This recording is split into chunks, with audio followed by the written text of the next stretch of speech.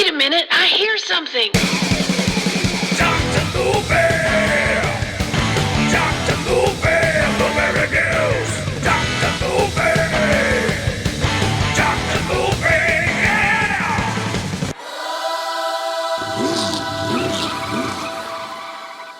What's happening, my people? Welcome back to another episode of Dr. Movie, where I'm talking about movies in a little cheap microphone while driving my car. It's kind of how this works. So if you're expecting pristine quality, you're probably not going to get it. But you're getting, I think, a unique view on these flicks. Speaking of unique, we got one for you today. The Void from 2016. It's The Void, y'all. Astron 6.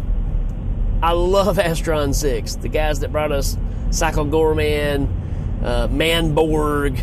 I mean, you know, they really tap into the ridiculousness of the movies that we just kind of love, and they blow it up to they turn it up to 11. And this one's no different, right? I remember Danny and I, you know, Danny from Hail Ming, the two of us do the Hail Ming Power Hour as well. Yeah, if you're looking for a better quality show, that's probably the one to check out. But we go to Texas Frightmare regularly, and one year they had the guys from Astron 6 there, and they were showing their new movie, Father's Day. And within the first, I don't know, 5 minutes, Danny looked at me and was like, yeah, I don't know about this. Because I don't know if you've ever seen Father's Day or not, which I need to talk about on here too. That's a rough movie. And even though it's all tongue-in-cheek by the time it all gets through, the opening of it is like, yeah, I don't really know what I'm watching here. But we absolutely end up loving that movie and having such a blast with it, which in the middle of the movie has fake trailers for other movies, which are just fantastic. And we actually got to hang around and talk to a couple of the guys from Astron 6 and just talked about things they did in the movie. And, you know, I recognized that they were kind of tipping the hat to a movie called They Call Her One Eye, or Thriller, or wherever you're coming from. And they're like, oh, you caught that. I was like, yeah, absolutely. I mean, how can you not? So we just kind of hit it off and ended up having a blast talking to them. So anytime that they're involved in doing something else, I'm always on board for checking it out. I've seen this one before. It's been a while. I think I saw it when it came out. So to revisit it, I was like, well, let's see if it holds up. And it do. Like I said, 2016 horror indie film. I like that. These guys are from Canada. It's got a 5.9 out of 10. I might give it a little better score than that. I'll be honest with you. When I saw the final season of Stranger Things, all I could think about was this movie, because to me there's so much in that Stranger Things season that really is just this movie. I mean, there's a lot of similarities here. And you know what I'm talking about if you've seen both.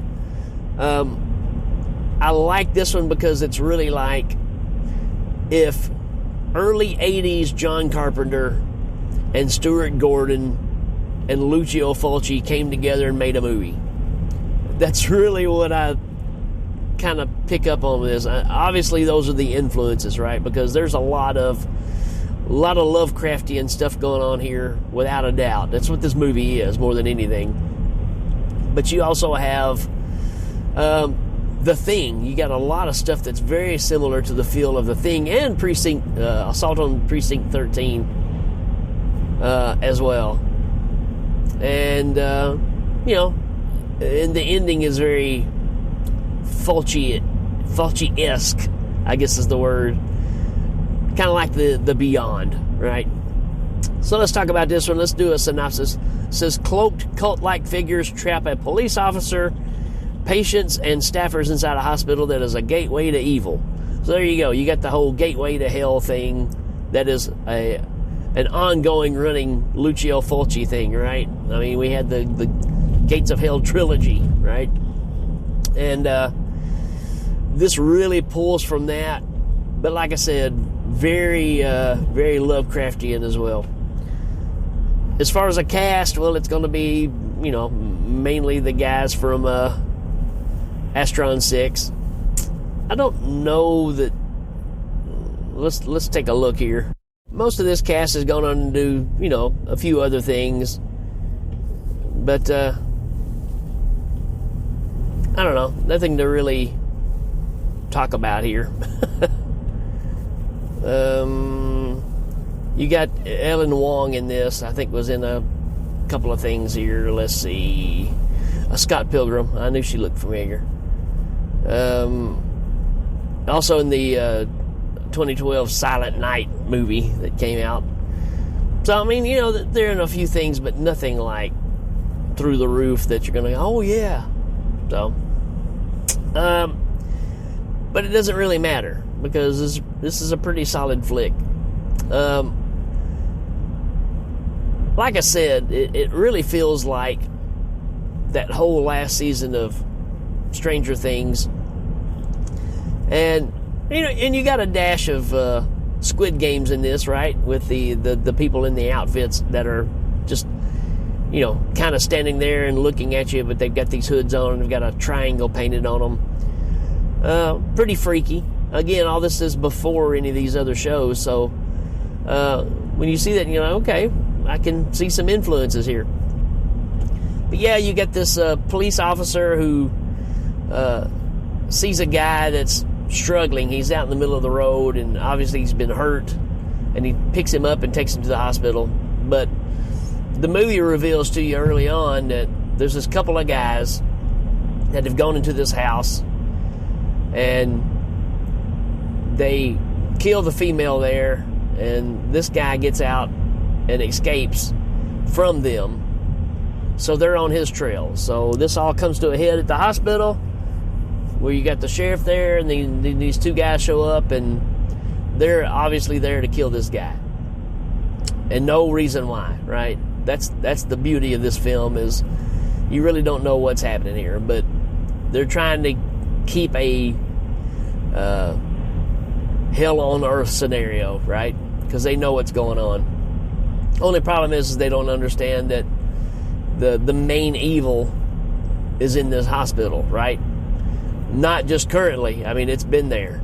And as this movie goes on and you get all this chaos, these people kind of fighting each other, and just weird things happening. The guy that, like I said, escaped is just freaked out of his mind and wants to get away, but they've got him locked in there so he can't get out. There's a young lady in there and her father. The young lady is pregnant, and so they're there to obviously induce labor and get things going. Well, come to find out, it's the doctor of the hospital that's the surgeon, who is basically the main point here of the gateway to hell on earth. He lost his daughter early on in life. Well, not early on, but she passed away, and he's done everything he can to figure out how to bring her back. That's where you get to the whole Lovecraftian thing of this. But like I said, in all of this stuff that's going on, there's these guardians, right, that are outside. Like I said, that's the white hooded people with the triangles painted for the face. Motionless, they just kind of stand there, unless you start trying to cross them, and then they'll just put you in your place. But they're all part of this cult, and they understand what all this is, right? So yeah, you find out as this movie goes on that, and the surgeon even gets kind of stabbed in the face or across his neck, and you think he's going to die, but he basically takes care of that problem. There's other storylines that happen in this too, where the police officer, his estranged wife, works at the hospital, and they have lost a child together, and I think it kind of broke them up, and so they're not really a couple anymore.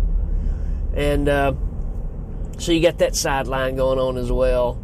especially when you get this other lady that's there to have a baby, it really brings all this stuff back.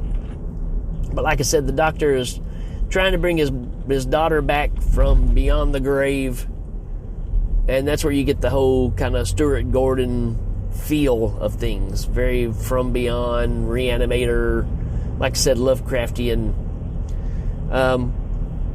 But they find out there's this basement underneath the hospital that this doctor's been doing all these experiments to try to figure out how to make this stuff happen. And, you know, he's creating these these creatures from beyond out of his patients. And, you know, he has to have a sacrifice in order for all of this to finally come to a head, because it's the right time at the right point of the right day, and, you know, it's all those things, right? And then you get to see who the doctor is for real. And like I said, he reminds me of, you know, our main baddie from Stranger Things, or vice versa. You know, maybe that guy was kind of pulled from this idea, I don't know. But great makeup effects, great visual effects in this, man. Like I said, very Botine in a lot of ways. Very gross. But yeah, he captures the police officer's wife. The doctor does take her downstairs and makes a monster out of her. And, you know, the doctor's like, look, I gave her what she always wanted. She's a mother now. And, of course, it made this squid-like, you know, The Thing-looking type character. It's just a bunch of goop and mess, right? And then the pregnant lady that's there has turned, right? She's now under the influence of the doctor. You still got the two guys in there that are trying to fight for good. And but the daughter that's having the baby has joined forces with the doctor, and she's gonna bring the doctor's daughter back through the pregnancy. And she kind of gets a flash of what's going to happen, so now she's getting scared because it's not going to be pleasant. And you know, this huge monstrosity comes out of her, and this thing is starting to wreak havoc on everything. And our two guys that are fighting, like I said, have to go kind of head to head with this thing.